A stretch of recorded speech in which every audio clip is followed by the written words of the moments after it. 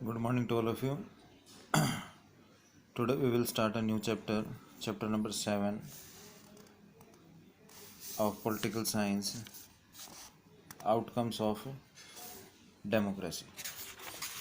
अब हम outcome of democracy की जब यहाँ पे बात करते हैं तो डेमोक्रेसी जो एक कंट्री के अंदर रन की जा रही है, डेमोक्रेसी को फॉलो किया जा रहा है, अकॉर्डिंग टू द डेमोक्रेसी जब उस पर वर्क किया जा रहा है तो उसके कुछ आउटकम्स बनते हैं। क्या उसके आउटकम्स हैं, किस तरह से बेटर वे से वो उस पर्टिकुलर कंट्री के अंदर फॉलो की जा रही है या नहीं की जा रही, उसका रिजल्ट, उसकी आउटपुट मिल रहा है नहीं मिल रहा। अगर हम इंडिया एक डेमोक्रेटिक कंट्री है और 1947 के अंदर जब इंडिया फ्री हुआ, साथ में पाकिस्तान फ्री हुआ, तो पाकिस्तान भी एक डेमोक्रेटिक कंट्री था। लेकिन टाइम के हिसाब से हम देखते हैं कि पाकिस्तान में कभी डिक्टेटरशिप कन्वर्ट हो जाती है, कभी डेमोक्रेसी आ जाती है, वापस से डिक्टेटरशिप आ जाती है। तो मीन्स वहाँ पर जो डेमोक्रेसी है वो सही ढंग से फॉलो नहीं की जा रही है, अकॉर्डिंग टू द कॉन्स्टिट्यूशन वहाँ पे वर्क नहीं हो रहा है। अगर हम अपने कंट्री की बात करते हैं तो डेमोक्रेसी 1947 से रेगुलर चल रही है और इसमें काफ़ी कुछ इम्प्रूवमेंट भी हुआ है, ठीक है। और जो डेमोक्रेटिक गवर्नमेंट है वो डिक्टेटरशिप गवर्नमेंट या जो दूसरी फॉर्म ऑफ गवर्नमेंट्स हैं उनसे काफ़ी बेटर है। पीपल्स के लिए यहाँ पे राइट्स अवेलेबल होते हैं, पीपल के लिए कुछ फ्रीडम्स अवेलेबल होते हैं, उनके कुछ ऑल ओवर कंट्री में कहीं पर भी वो जा सकते हैं, कहीं कहीं पर भी आ सकते हैं, अपनी बात को रख सकते हैं एक लीगल तरीके से। तो ये सारी चीज़ें हम आपको कहाँ मिलती हैं, एक डेमोक्रेटिक गवर्नमेंट के अंदर। हेडिंग आती है how do you assess democracy outcome. तो हम इसको बेटर फील करते हैं, better felt democracy was better. क्यों? फर्स्ट बात आती है promote equality among citizens. Democracy क्या करती है, इक्वलिटी क्रिएट करती है सिटीजन्स के बीच में। यहाँ पर according on the basis of religion, on the basis of caste, किसी भी तरह का कोई डिस्क्रिमिनेशन नहीं किया जाता। सबको इक्वल अपॉर्चुनिटी यहाँ पर मिलती है, सभी को इक्वल ट्रीट किया जाता है। लॉ के सामने सभी क्या है, इक्वल है, चाहे कोई हाई पोस्ट पर है, चाहे कोई रिच है, चाहे कोई मिडिल है, चाहे कोई पुअर है। तो ये चीज़ आपको कहाँ मिलती है देखने में, ये चीज़ हमारे को डेमोक्रेटिक गवर्नमेंट के अंदर देखने में मिलती है। डिक्टेटरशिप गवर्नमेंट के अंदर ये चीज़ नहीं मिलेगी कि वहाँ पर सिटीजन्स को इक्वली ट्रीट किया जाए। सेकंड हम बात करते हैं enhances the dignity of the individual. जो इंडिविजुअल है कोई भी, उसकी जो डिग्निटी है वो, उसको किसी भी तरह से कोई ठेस नहीं पहुंचनी चाहिए, उसका कोई नुकसान नहीं होना चाहिए, यानी कि उसकी डिग्निटी मेंटेन रहनी चाहिए। सेल्फ रिस्पेक्ट मस्ट है एवरी सिटीजन्स की, इक्वलिटी है और हर एक जो उसके अंदर है डिग्निटी है, उसकी सेल्फ रिस्पेक्ट है, उसकी वैल्यू रखी जाएगी और उसको फॉलो किया जाएगा। थर्ड हम बात करते हैं improve the quality of decision making.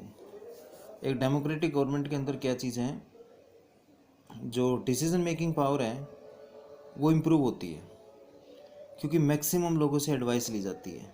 सबसे पहले तो बात हम इलेक्शन की करें, वो भी एक तरह से हम कह सकते हैं कि एडवाइस है। लोगों के सामने रखा जाता है कि भाई ये कैंडिडेट है, ये पार्टी है, उससे बिलोंग ये कैंडिडेट्स हैं, आप लोग अपना वोट दीजिए। वो वोट क्या है, वोट एक तरह से एडवाइस है कि भाई हम इस कैंडिडेट की को प्रीफर करते हैं, हम अपना वोट इसको देते हैं, हमारी एडवाइस ये है कि ये बनना चाहिए, ठीक है।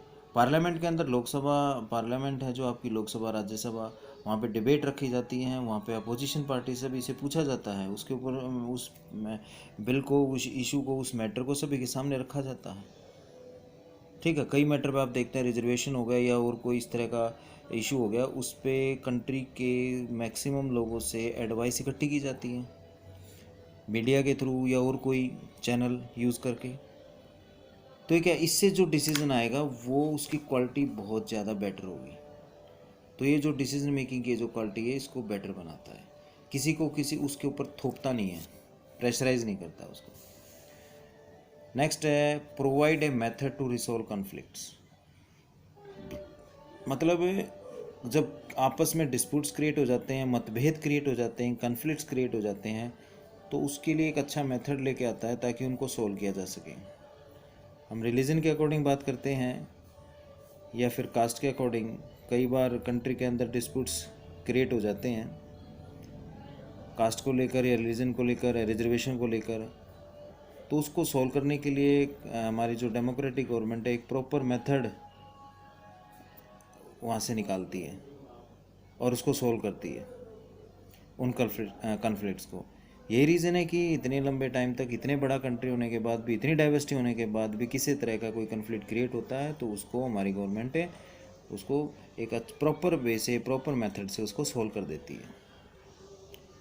नेक्स्ट है allow to correct mistakes, allow rooms to correct mistake, यानी कि अगर मान लो कोई गलती कर देता है, जुडिशरी उसके लिए बना रखी है, तो रूम्स अलॉट करने का मतलब ये है कि जुडिशरी उसको एज अ पनिश करती है कि भाई आपने ये गलती की है, अकॉर्डिंग टू द कॉन्स्टिट्यूशन आपको ये पनिशमेंट दी जा रही है।